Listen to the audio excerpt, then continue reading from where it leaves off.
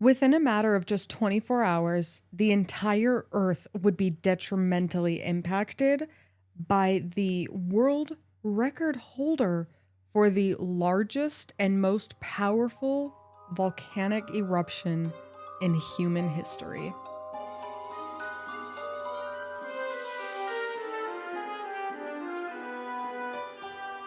Is that Mount Vesuvius? Oh, shit. Heyo, and welcome to another episode of The Darchives. I'm Jamie talking to Leo. And I'm Leo listening to Jamie. And this week, we are talking about, as previously stated, the largest and most powerful volcano eruption in human history. Is that Mount Vesuvius? It is not. That's the biggest volcano thing I know about. I honestly thought it was a Krakatoa? I don't know how to say it. I didn't look into that. It is Mount Tambora. Never heard of her. I had not either. And it is, I'm not going to say it again, but yeah, the world record holder. Isn't that crazy? Yeah. Well, let's get into it. What do we got going on? Mount Tambora is on the northern coast of Sumbawa Island in Indonesia. It was a volcano that stood around 14,000 feet tall or 4,300 meters tall. Sumbawa is the largest island in the West Nusa Tenggara province and is about the same size as Switzerland. By the early 1800s, the island had about 6 petty kingdoms or sultanates established on the island, with the kingdom of Tambora being the closest to the volcano. Mount Tambora is a volcano that at the time had never erupted in the living memory of people. So it was generally considered to be Just dormant. a dormant volcano, yeah. It had started to kind of rumble and grumble a bit in 1812, but for the next few years it only did that. Just made some noise, coughed up some clouds here and there, but... Earth subwoofer. Yeah. Yeah. Throwing some beats out there. Yeah. It wasn't until April of 1815 that disaster would strike. April 5th, 1815, the volcanic activity really picked up, and for the next 4 months it would continue to. The explosions emitting from the volcano were reportedly heard up to 1,900 miles or 3,100 kilometers away. Like, people thought it was gunshots from 1,900 miles away. That is how loud this fucker was. Super loud. April 10th, around 7 p.m., the true horror of this volcano would be known. 3 columns of fire erupted from the crater, and soon lava began to flow over the sides. By 8 p.m., the mountain was no longer visible from all the ash and pumice raining down around it. By 10 p.m., strong winds and a tsunami had swept over the island, taking houses, animals, and people with it. Whoa. We are moments into this podcast right now, and we've got mayhem going on. Yeah. Are we going to get, like, deep play-by-plays from people who went through this? Nope. Where's the content? Well, this would set off a reaction that would continue to kill millions of people over the next 3 years. Oh, shit. This is just the explosion. This is the initial moment. It's the beginning. Yeah, you weren't kidding about the biggest one ever, huh? 3 years worth? Yeah, of environmental disasters globally. All right, I'm going to sit back and trust the process. Okay. Sorry I interrupted. That's fine. The winds had died down by about 11, but explosions would continue to ring out from the mountain. The volcano emitted 100 cubic kilometers or 24 cubic miles worth of gas, dust, ash, and rock into the atmosphere. The sheer amount of rock and ash that spewed was heavy enough to collapse homes, block out the sun, and even reportedly caused the nearby ocean to have a layer of a few feet worth of ash covering Just the ocean. Soot. Yeah, Yep. soot on the ocean. Yep, ships had to reportedly like plow through it to get through this layer of just blech on the ocean. Kind of a crazy thing to think about, just a black blanket on top of the ocean. Scary to me. The average layer of ash was about 20 to 24 inches or 50 to 60 centimeters, with areas closer to like the base of the volcano having more than 9 feet or 3 meters of ash covering the land. The kingdoms of Phuket and Tambora were completely destroyed, with no survivors reported. In the immediate aftermath of the explosion, it's estimated that around 10,000 people died, though that number would greatly increase in the following years. Fucking yikes. 10,000 immediately. And whether that was from pyroclastic flow, their houses being collapsed in on them, suffocation, no breathing. Don't give a fuck. Papa Roach, everybody. Yeah. But that is so scary, and especially in a time when scientific knowledge is not what it is today. You know what I mean? That would have been so unbelievably horrible. I mean, very much like Pompeii with Vesuvius, but scary to me. Yeah, just imagining seeing everything rolling at you and then hearing the pitter-patter of smaller rocks and then all of a sudden bigger ones just blasting through walls and stuff. It's pretty scary. Mm-hmm. The direct effect of this explosion would not only affect the immediate area, but it would cause widespread damage reaching all over the world. The vast majority of these problems, which we're going to kind of touch on in a little bit, but it mainly affected the northern hemisphere. So we didn't really see anything too crazy happening in like South America, Africa, Australia, but Europe, Asia, and North America were all hit. Just got wrecked. Yes, with very extreme problems. Due to the covering of the sun from the gases and ashes, the entire world suffered from a massive cooling that resulted in famine, drought, floods, and freezing temperature. It did all the above. It completely fucked the weather.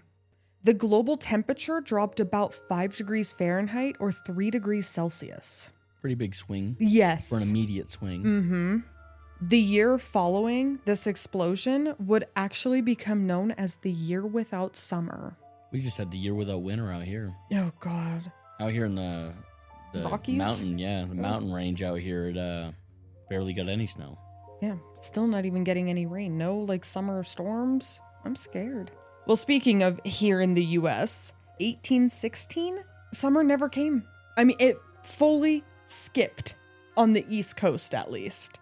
They, instead of getting sun and heat, experienced frost and heavy snow. May, majority of New England was covered in frost. One storm that happened between June 7th and 8th dumped about 20 inches or 51 centimeters of snow in June. That's a lot of snow for the summer. I would be fucking shitting myself. New Jersey. It's a lot of snow for the winter. Even a regular winter storm, 20 inches? Let alone the beginning of June, fuck. New Jersey experienced frost. Lakes and rivers were frozen all through July as far south as Pennsylvania. Virginia had persistent frost all the way through August.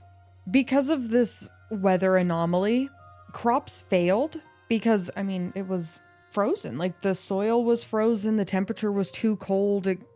There was no gardening, essentially, over that summer.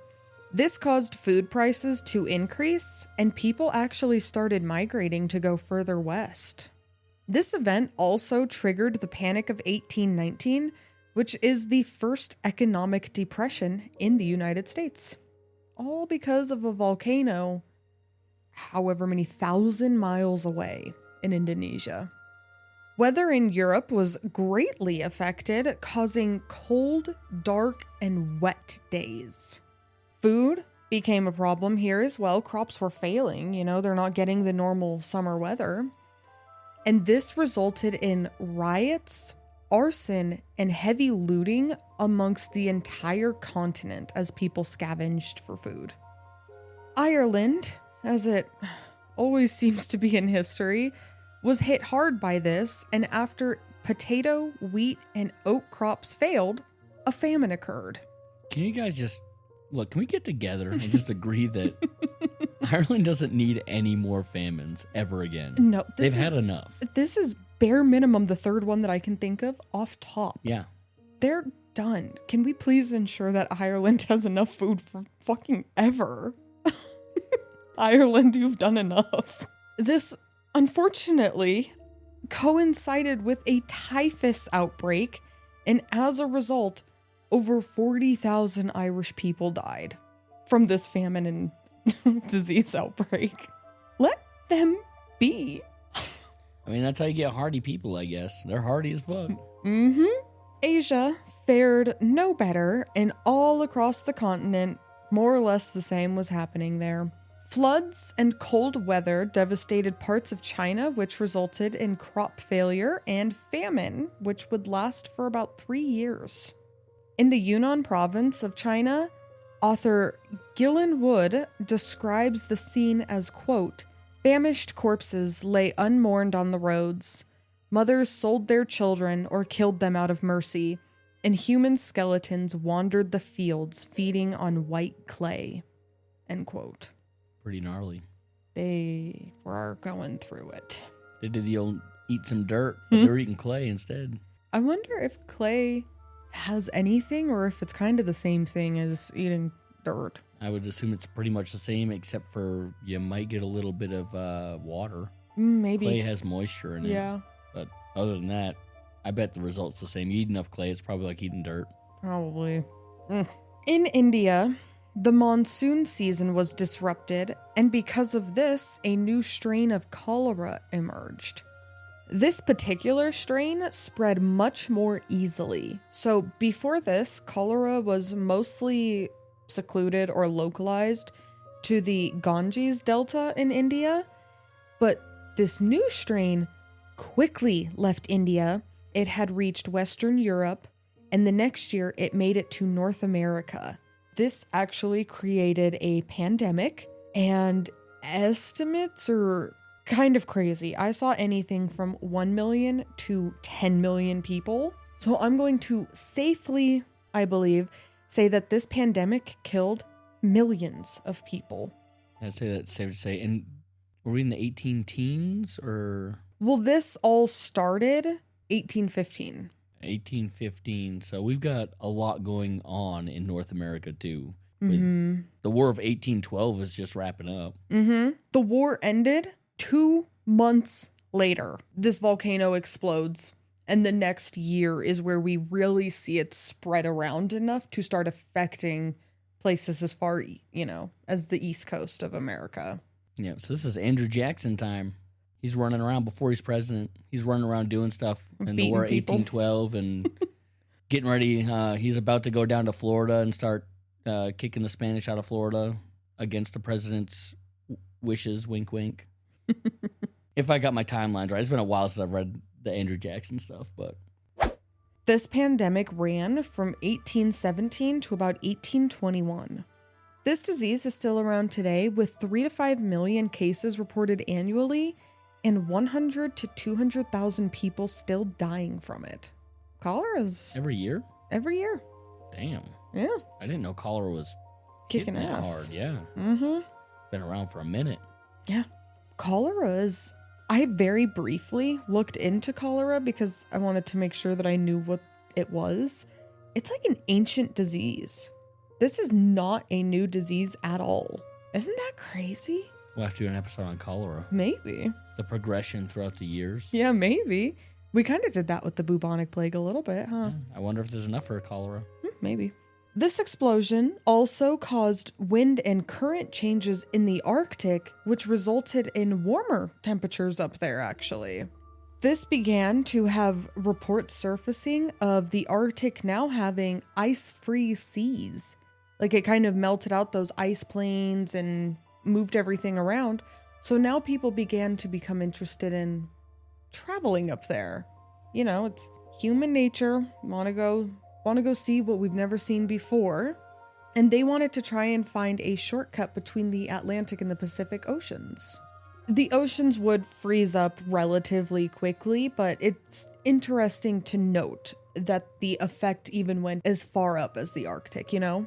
According to the Smithsonian Magazine, there is little evidence of affected climate in the south, though. So, you know, we kind of touched on it earlier, but the southern hemisphere didn't see anything nearly as dramatic as the northern hemisphere did. All the weather got flipped around up north. By 1818, the effects of the eruption had mostly dissipated and things began to get back to normal. There were some unexpected effects from this, though. In the Yunnan district, where the bad famine was, after it ended, many farmers turned to growing poppies. Do you know what can be made from poppies? Heroin. Yeah.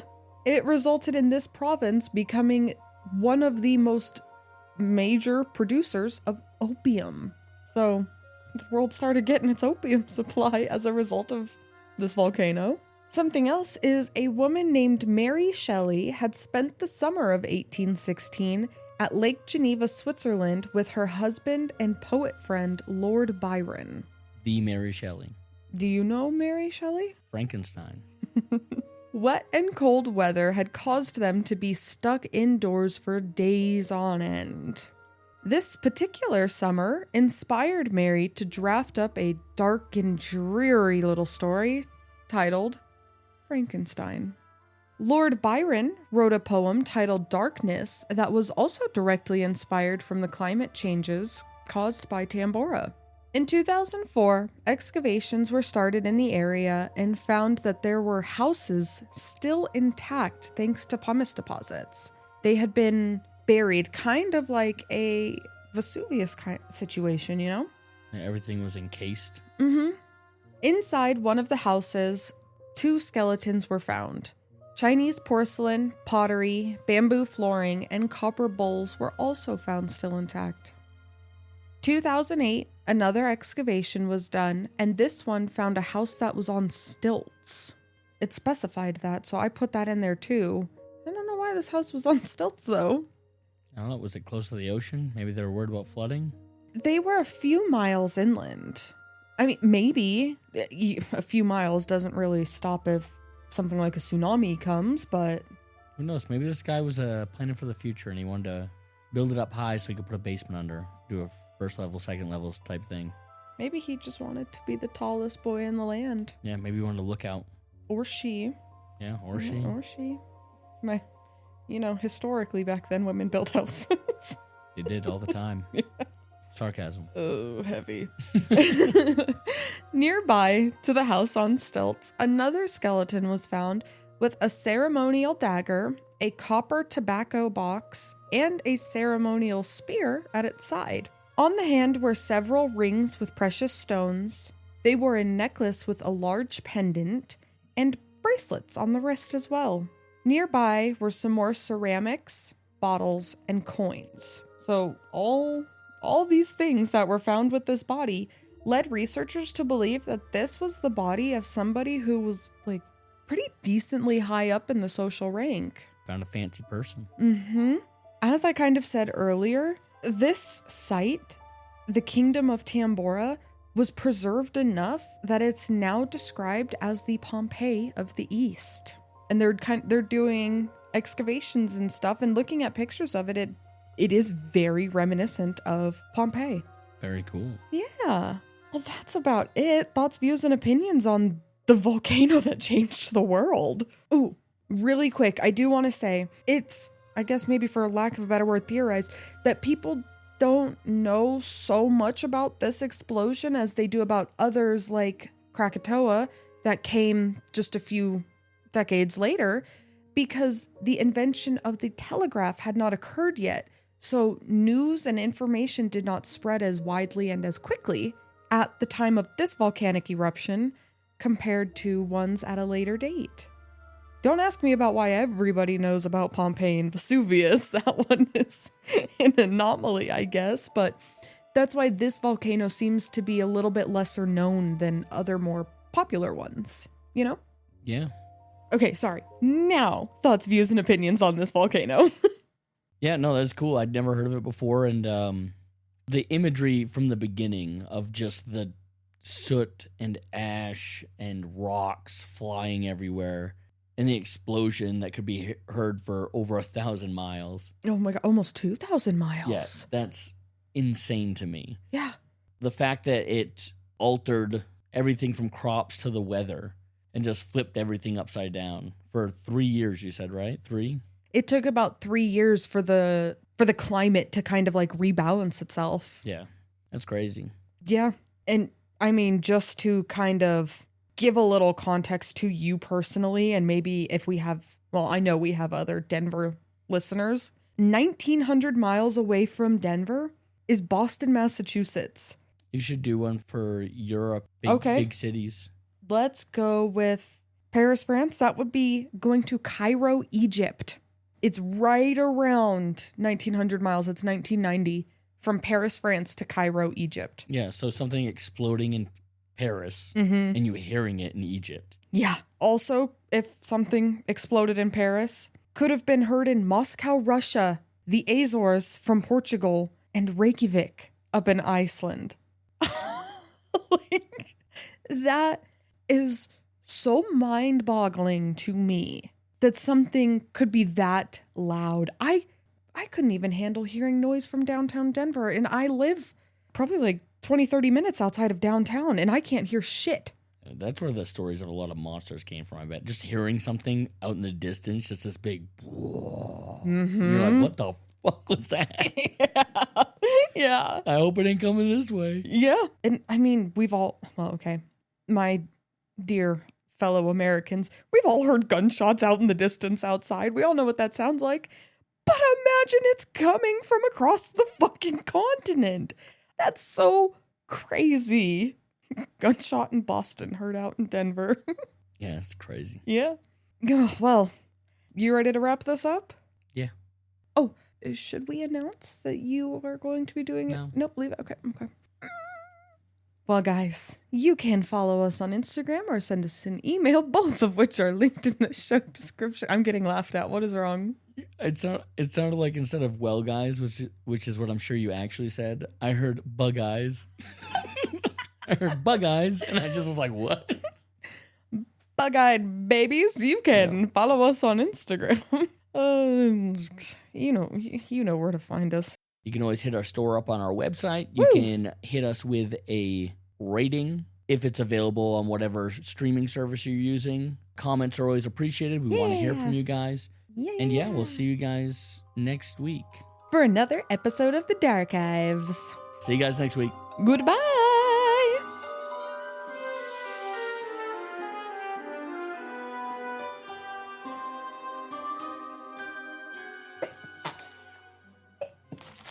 Damn. I tried to do it quiet. Those are like space laser things. It sounded like it sounded like a laser gun going off. Bless you. Thank you.